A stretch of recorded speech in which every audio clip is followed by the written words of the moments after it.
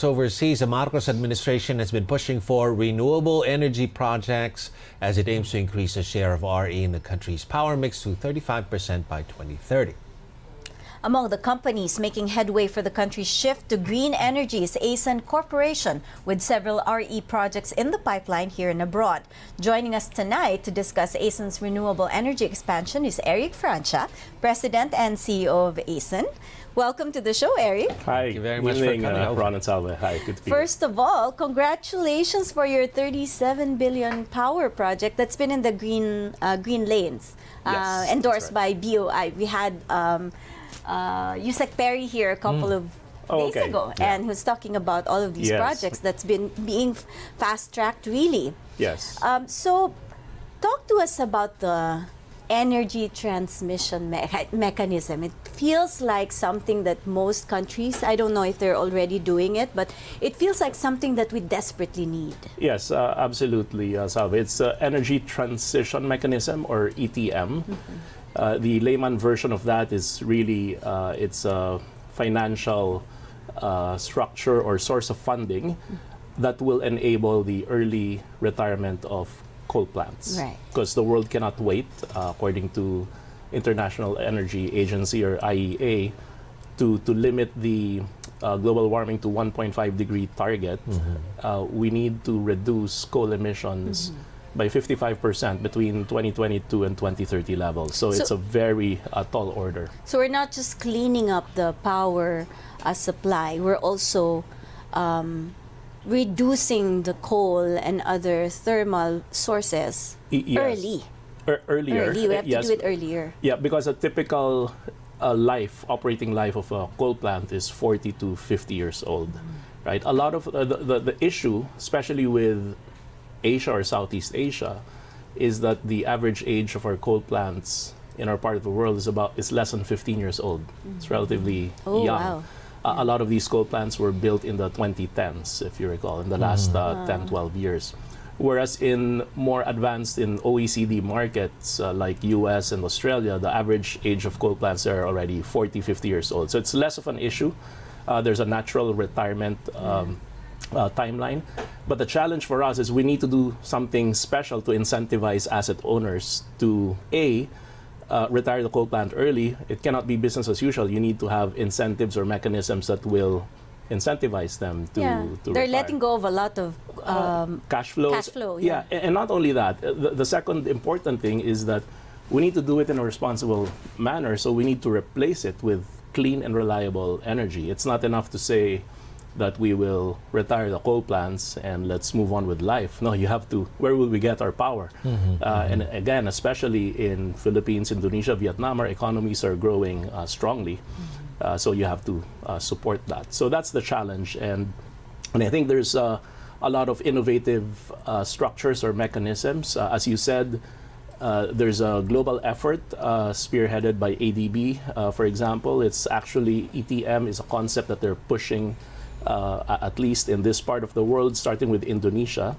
They want it to be scalable, applicable to a larger system, right? But what we did was when we heard about this concept, we were very interested because ACEN committed to lead the charge on energy transition, which means that we will do what it takes, what's possible to really retire our coal plants earlier. Because the background here is when we first decided to go 100% renewables, which is our aspiration by 2025, we started to divest some of these thermal assets. But we got called out by some of our investors saying, while what we're doing is good because we're divesting coal and investing the proceeds to scale up renewables, which is a good thing, other investors remind us, but aren't we just passing the problem, those emissions, to somebody else? What are you going to do with it? Somebody else can take over. Exactly, and run the coal plant because for the coal longer. plants were not being decommissioned.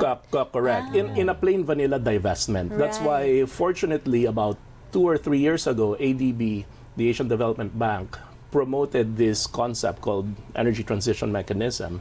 So we had an early discussion with them.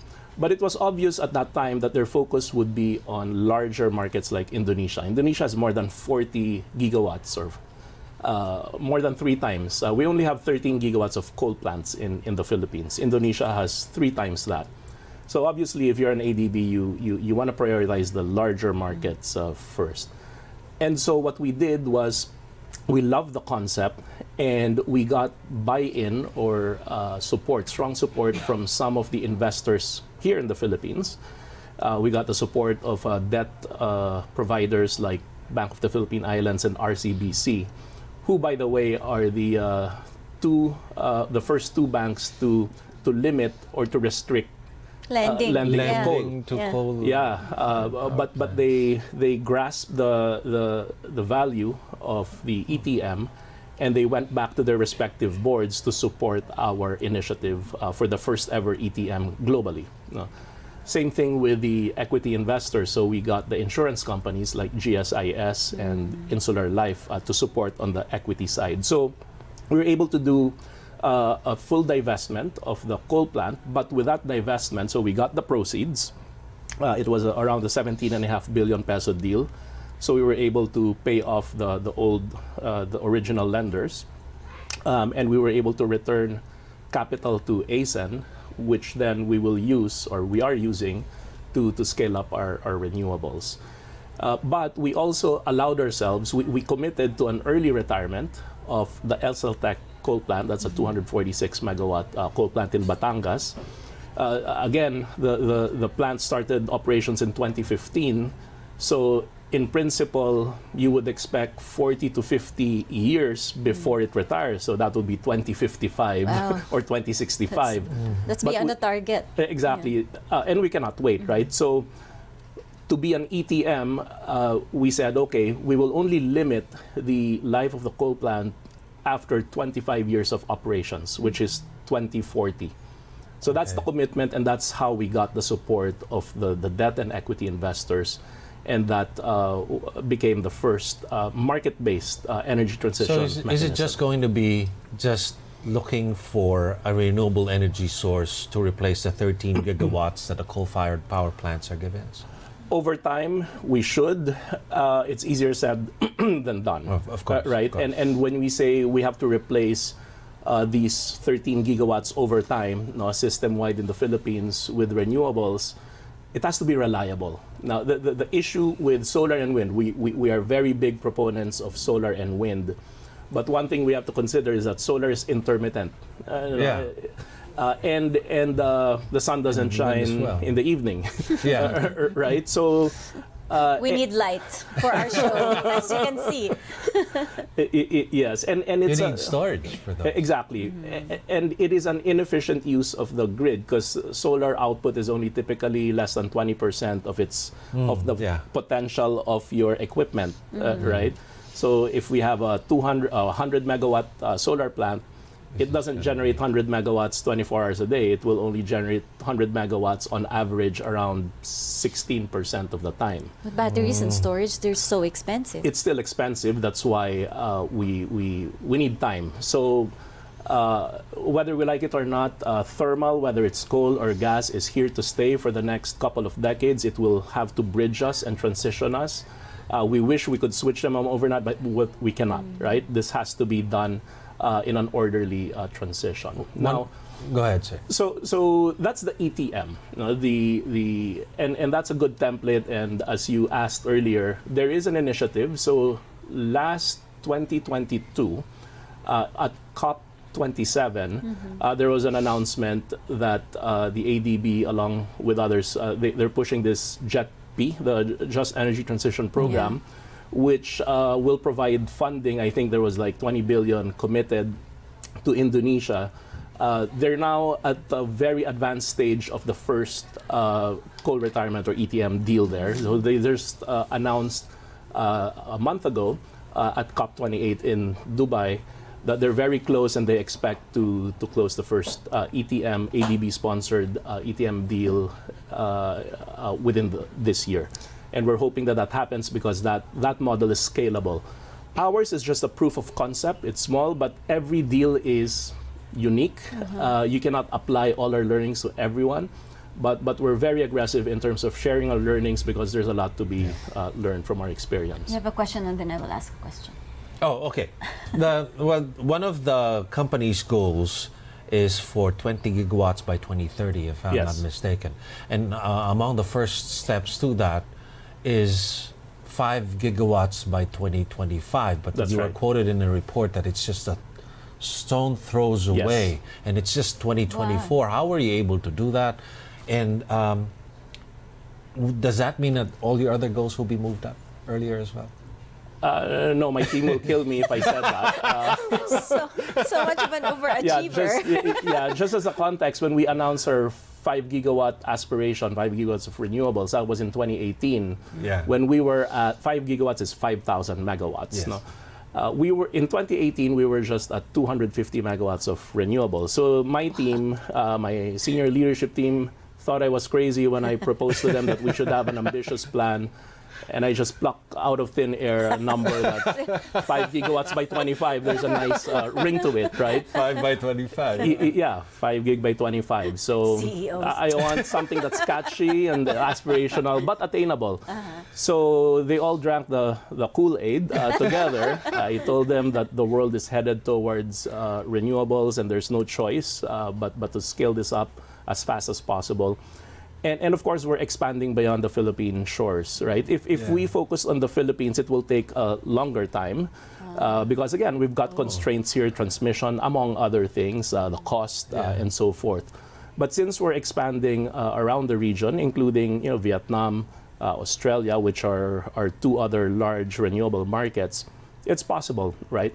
While we recognize that coal and gas still have a role to play, we took a stance that we'll let others do that, but we'll focus on renewables, but just broaden our footprint. So long story short, yes, we are at the cusp. We're now at around 4,800 megawatts of renewables. So in fact, Salve, the project that you mentioned, the 335 megawatt Isla Wind, which is that 37 billion peso project, we're not counting yet. So if you count that, we're already over 5,000 megawatts. But we're conservative because we haven't issued the contract yet with a contractor, right? That's expected in the next couple of months. And once that happens, then we will be officially crossing that line. So we're virtually there, almost 2 years ahead of schedule. But Ron, no, I will not increase the 5 gigawatt target by 2025. But that's the reason why last year, it's already 2024, so a year and a half ago, in 2022, we announced our 2030 vision. Rather than adjust our 2025 target, no, we just look forward and put out there our new aspiration. And that new aspiration is ACEN 2030, which is our vision to reach 20 gigawatts of renewables by 2030. At that time, about June 2022 is when we announced that we were at 3.4 gigawatts. 6 times growth I heard about versus this. 2030. Yeah, 6x growth, right? But today, now that we're essentially around 5 gigawatts, it's just 4x growth. So I guess Eric, the question... I'm confused whether you are a tough boss or you're a kind one. It's very difficult. Both. It could be both. Now, I have a very simple question because I have to understand. When you say debt and equity, Yes. the existing shareholders of ACEN will be diluted? Will ADB be part owner? No. Or those no. people? But that means that you're borrowing? Yes. Okay. Yes. The equity portion, how does that happen? Yeah. So to put things into perspective, our balance sheet today for ACEN is about a little over $5 billion, about 260 billion pesos. We do have a very healthy balance sheet, so we still have a relatively low debt to equity ratio, so we have more equity than debt. Now, if you look at our balance sheet, $5 billion that enables, it's about $1 million per megawatt. So it makes sense. So the $5 billion balance sheet can support about 5 gigawatts or 5,000 megawatts of renewables. But we'll need to grow that. We'll need to sort of quadruple that relative to where we are today. Right. So So we'll do that in two ways. So in theory, if to get to 20 gigawatts, we'll need to grow the balance sheet close to $20 billion over the balance of the decade. I would say that about 60% of that gap, let's say $15 billion gap to address the 15 gigawatts of growth, about 60% of that will have to come from debt. A lot of this is project finance because the projects have their own life. And the banks love that, right? Because the banks are no longer lending to coal, but they need to continue lending. Power typically is in the top 2 to 3 because they have to comply sectors. also with regulations. Correct. Agri law, this renewable, sustainable projects do qualify. So we do have very strong demand for sustainable projects like renewables. So I don't think that's going to be an issue. Now, we do need equity as well. So we have an aggressive capital recycling plan. All of our not all, but substantially a lot of our profits get recycled into equity. Salve has a final question. Yes. I can tell.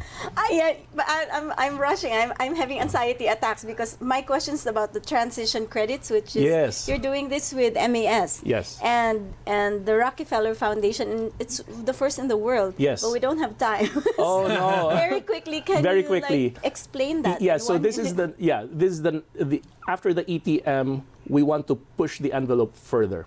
So that 2040 deadline, retirement, we can push earlier to 2030. Right. We need a mechanism for that, right? And that mechanism is transition credits. Yeah. And we're very thankful that the Rockefeller Foundation, through Coal to Clean Credit Initiative and the MAS of Singapore, are pushing this concept of making transition credits, which is high integrity carbon credits that will reward or incentivize for the early closure of coal plants and the replacement with clean and reliable But there energy. is no carbon credit market yet in the Philippines. Not yet. Not in the world for early coal retirement and the replacement with clean energy. This will be the first in the world, and that's why it's exciting.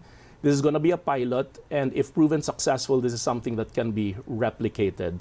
Right? Singapore, fortunately, is the first country in Southeast Asia to have a carbon tax, so a carbon regime. Yeah. So there is a market there, the compliance market. And others can do that as well. Japan is interested in this. New Zealand also have a demand Is there for a that. part in the future where we will have something like that here? We're not sure, but as a supplier for these carbon credits, because under COP Article 6, a little bit technical, but it is now tradable, so countries can help each other. So they can purchase this to comply with their carbon mitigation goals, right? For a developing country like us, it helps because then that will represent dollar inflows. It is a de facto foreign direct investment, right? Because these carbon credits are worth a lot, right?